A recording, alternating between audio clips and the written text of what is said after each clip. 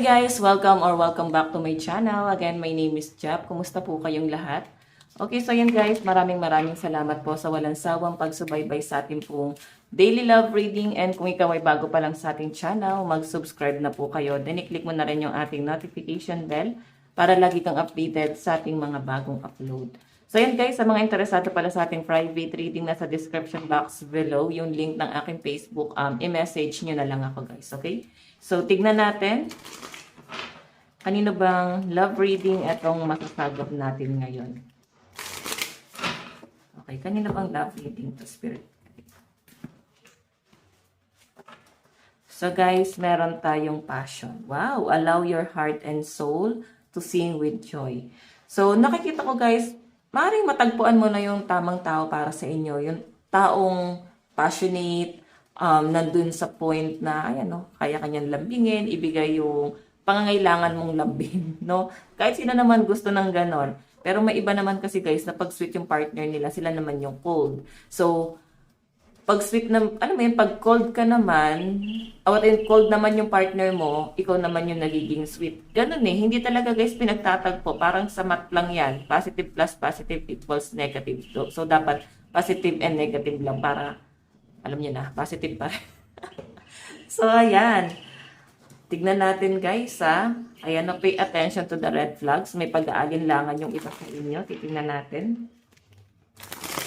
Kanina po itong love reading, spirit guide. Kanina po itong love reading. Meron tayong keep an open mind. Oh. Hindi ka pa sure sa taong to kasi parang feeling mo may iba pa siyang nakakasalamuha, may iba pa siyang ayan, nakakabanding, nakakausap.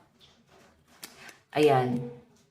So, siguro may selos. Kung karelasyon mo to, pwedeng nagsiselos ka sa mga nakakausap niya kasi gusto mo, sa'yo lang siya sweet. Ikaw lang yung ina-entertain niya. Diba? So, tignan pa natin guys. Ano pa yung ipapakita ng card? Kanina po itong love reading. Okay, wait lang guys.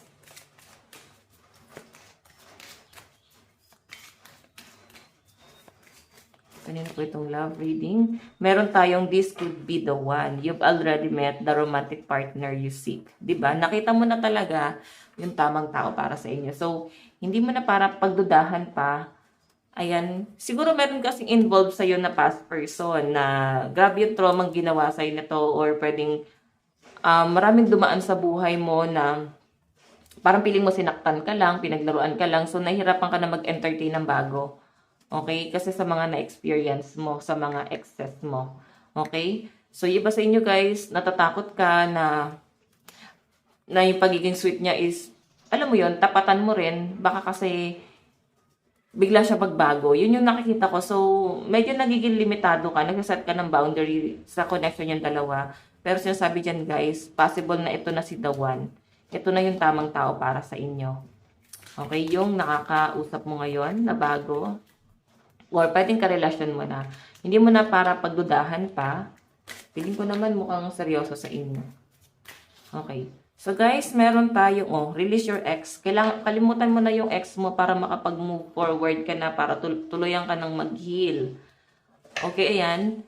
Tinutulungan ka na rin ng mga kaibigan mo. Baka meron silang nakikita. So, makinig ka rin sa mga advice nila para sa inyo guys. Okay? Hayaan mong tulungan kanila na makarecover. Hayaan mong tulungan kanila guys na, alam mo yun, i-pursue yung kung sino talaga yung desire mo. Pero kung nag-aalangan ka naman dito, huwag mo naman madaliin yung sarili mo. Medyo confused ka eh. Nandun sa point na nanghihinayang ka pero parang ayaw mo nang... Ganun eh, medyo magulo yung energy mo. Tatay guys ng card. Wait lang po. Okay, so angat muna natin. Kanina po itong love reading spirit guide.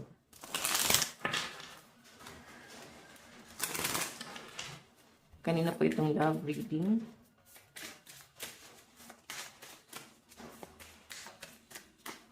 Meron tayong no. 7 of Wands. So, siguro ito yung tumatakbo sa isip mo. Huwag ka muna magpaligaw. Ayoko muna. Entertain lang muna. Pero kung gano'n naman talaga yung nasa isip mo, ayan, okay na, mag-entertain ka muna. Huwag masyadong pilitin yung sarili mo kung hindi ka pa talaga handa. Kasi masasaktan ka lang, masasaktan mo rin siya. 'Di ba? Parang sinasabi ng isip mo, wag mo na, please. Pero sweet niya kasi sa inyo eh. Okay. Ayan, dalawa yung nakuha, isa lang. Tignan natin. Meron tayong death, may new beginning. So, pwede kasi guys na ito ay kilala mo na.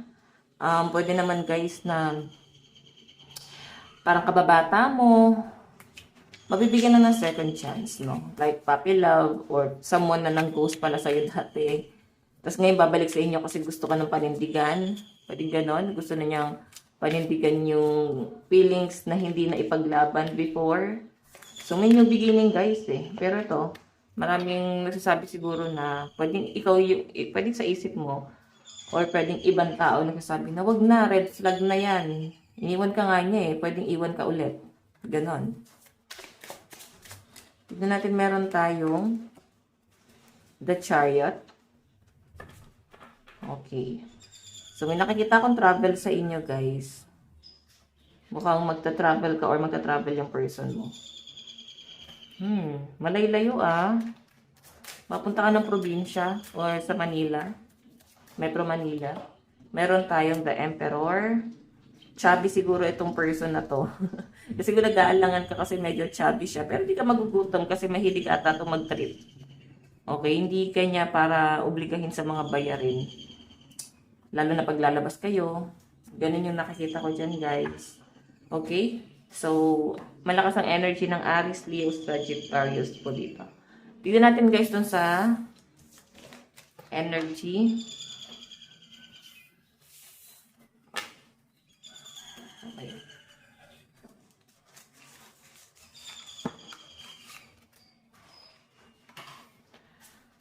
Ano yung gusto sabihin sa'yo ng person mo? Nararamdaman niya sa'yo ngayon? Nararamdaman ni person mo sa'yo ngayon? Ano yung nararamdaman ng person mo sa'yo? Meron tayong our path will always reunite. So, gusto ko talaga niya guys makita. Gusto niya na magkaroon ng bonding sa inyo dito. Na-excite siya guys, no? Yun yung nakikita ko dyan. Yung nararamdaman niya guys, na-excite siya. Excited yung energy. Okay, so tingnan natin. Excited siyang makita ka, mayakap ka, makiss ka. So, bahala ka na kung saan papatungo yung pagka-miss niya. Okay, so tingnan natin. Ano naman yung tingin ni person sa'yo? I need space. Oh my God! Nararamdaman niya yung pagiging detached mo sa kanya. Sabi ko nga sa inyo guys, medyo naguguluhan ka eh. Nag-aalinlangan ka sa taong to. Ramdam naman niya, pero gustong-gusto ka talaga niya. Kaya talagang, alam mo yun, medyo makulit yung energy. Kaya ito yung energy niya, nape-pressure siya sa inyo. Okay, yung feeling na gustong-gusto ka niya pero nakaka-pressure yung pinaparamdam mo sa kanya na parang pinamumukha mo siguro talaga na ayaw mo, di mo siya kinakausap. Ganun eh. Tignan natin ano naman yung outcome, ano yung magiging hakbang ni person dito sa connection nyo. Plano niya. You're mine forever and ever. Forever and ever. So, expect nyo makulit to. Okay? Gusto ka talaga niyang makuha. Gusto ka talaga niyang maangkin. So, nasa inyo yan guys, kung magpapaangkin ka ba. Ayan. And, nakikita ko guys, medyo matyaga itong taong to. Oo. Willing siyang mag-antay sa'yo. Okay? Kaya siguro sinabi dyan, this could be the one. Sila talaga. Pero nasa inyo naman eh. Alam niyo yung feeling na pag gustong-gusto ko na isang tao, parang ayaw mo naman. Pero pagka ikaw naman yung may gusto sa isang tao, parang sila naman yung hindi talaga is binibigay ng pantay. No? Kaya ang swerte ng iba na pag mahal mo, mahal ka rin. Ang swerte, no? Bihira siguro yon. Okay, so tignan natin yung outcome sa side mo. Sa side ni person, sorry. Sa side ni person. Ano yung magiging outcome? Can you hear me whisper your name? Tinatawagan ka nito, kinukulit ka, chinachat ka, gumagawa siya ng effort, tatabel siya papunta sa'yo. Ramdam mo naman eh, pero ikaw parang nagdududa ka pa rin. Ano kaya intention nito? Ba't ganito siya? Isipin mo na lang baka mahal ka talaga niya. 'Di ba? Ayan. So, tignan natin guys yung zodiac sign. Sa side ni person. Meron tayong Aquarius, Cancer, Scorpio, Virgo, Sagittarius, and Libra. Capricorn, Leo, Taurus, Pisces, Aries, and Gemini energy. Last one. Gemini, Aries, Cancer, Aquarius, Scorpio, and Virgo energy. Okay, so sa side mo naman, ano yung nararamdaman mo kay person? Nararamdaman mo sa person mo?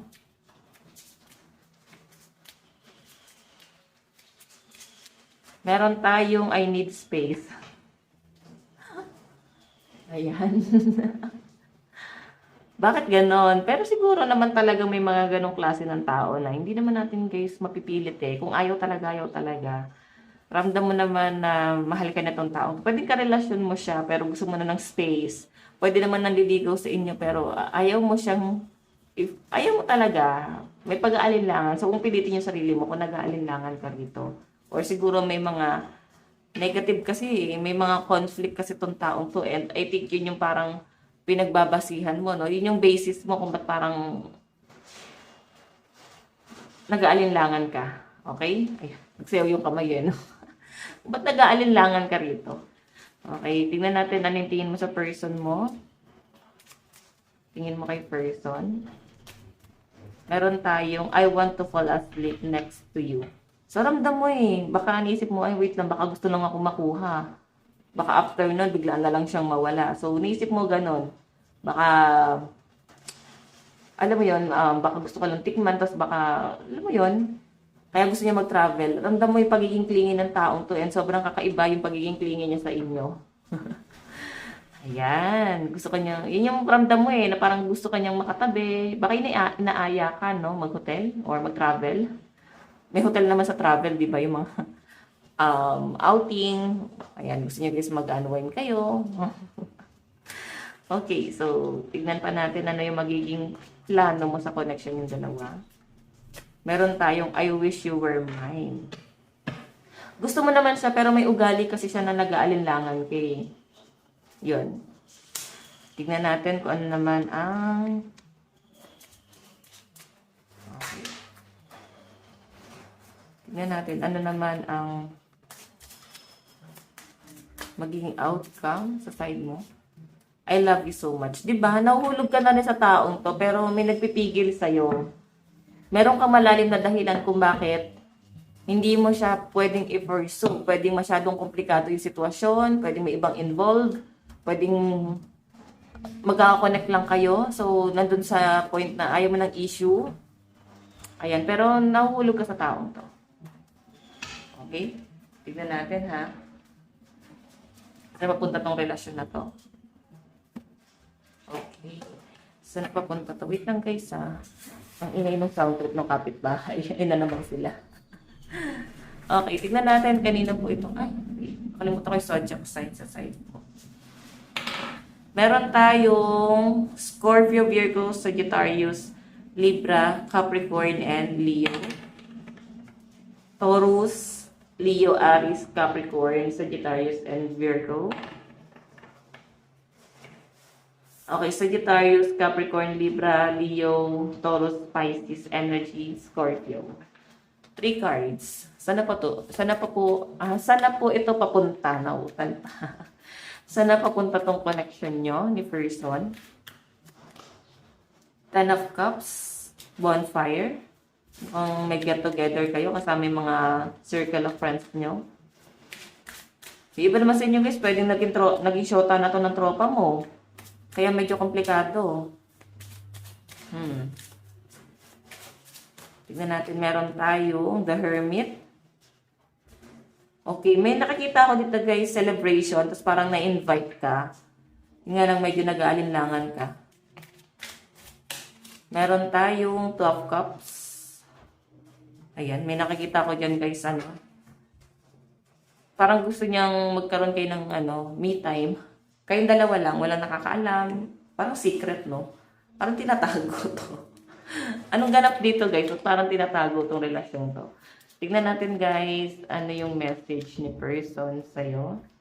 Gusto niya sabihin. Meron tayong we've been together for lifetimes. Meron tayong will you help me? Parang tutulungan mo ba ako dito sa frustration ko? Gusto talaga kita eh. Parang gano'n. Okay. So, may mga dugtong-dugtong yung connection nyo eh. So, kahit talaga kahit hindi talaga kayo guys magkaroon ng relasyon, mukhang magkikita pa rin kayo. Parang ganyan. We were always meant to meet. It was written in the star. Diba? So, yun guys. Ito lang naman po ang inyong daily love reading. Bukas po ulit. God bless and love you all. Bye-bye. Again, guys, ito ha. Sa mga interesado pala sa ating private reading, nasa description box below, yung link ng aking Facebook, ay message nyo na lang ako. Kasi alam ko, ini-skip nyo yung intro ko. Baka hindi nyo na pinapakinggan. So, ayan guys. Maraming salamat. God bless and love you all. Bye-bye.